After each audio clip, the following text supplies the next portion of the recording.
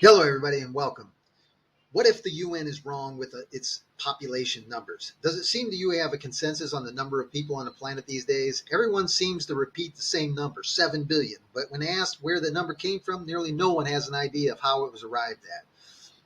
It raised my alarm bells when I looked at the growth of population in China, according to the UN. From 1950 to 1980, China's population doubled from 50 million to a billion, creating the circumstance the communist government then instituted the one-child policy, which, according to the communist officials, slowed the rate of growth and allowed prosperity and average wages to increase. However, between 1950 and 1980 was also a famine so severe it killed 50 to 100 million people, not to mention the tyrannical communist government who imprisoned probably tens of millions and no doubt killed millions of dissenters. Have you ever seen an incident where at the same time there's a shortage of food, the population doubles? Are people really this blind to government sleight of hand? To simply maintain a population at its current level, the birth rate has to maintain about 2.2 children per woman of childbearing age. In a large part of the globe, this number has not been maintained, yet the populations continue to increase. Doesn't that spark at least a bit of curiosity about the numbers and where they are coming from? In the following video, and you can check my blog for the video, but it's about fertility rates, and apparently from 1800 to 2100, the fertility rates are going down.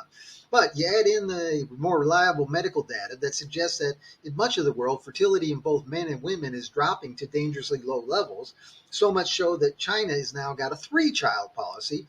Currently, the Communist government of China admits a birth rate of about 1.3.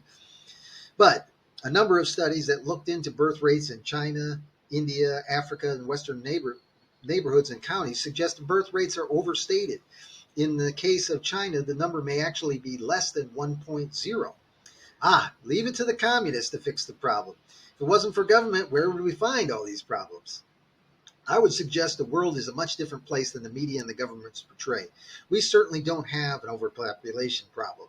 If anything, we have a stupidity problem exacerbated by government intervention, and accepted population number is certainly a reflection of that. Putting bureaucrats in charge of numbers that pay them more if the numbers go up guarantees the numbers will increase, regardless of the reality. With the increased use of chemicals, the increased use of industrial food preparation, environmental hazards, pollution, radiation, stress, taxes, tyranny, etc., the world population is slowly being nudged to die off and being fleeced as it happens.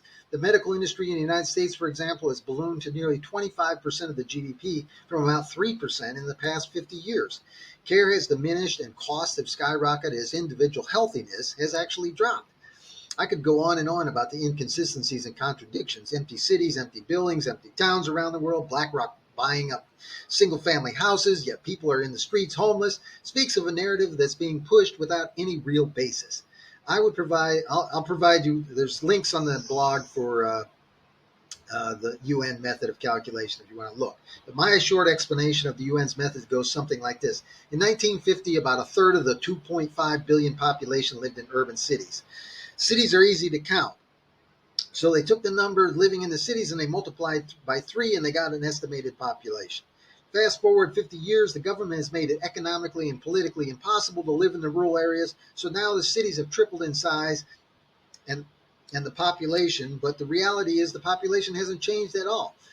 But if you're using the UN calculations from the 1950s, which is what they're doing, you multiply the city numbers by 3 and you get, holy cow, 7 billion people.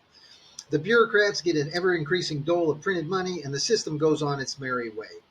I won't get into this, but the empty cities and the buildings does suggest another troubling scenario. But in my opinion, we have little to fear with large families, but for those who rely on government, they have much to fear. All these scare tactics seem to revolve around population out of control, wars, climate change, diseases, etc. But if they're wrong, then their models are wrong too. When in doubt, do the opposite of whatever the government policy is, and more than likely the problem will correct themselves, or maybe, just maybe, it was never a problem at all.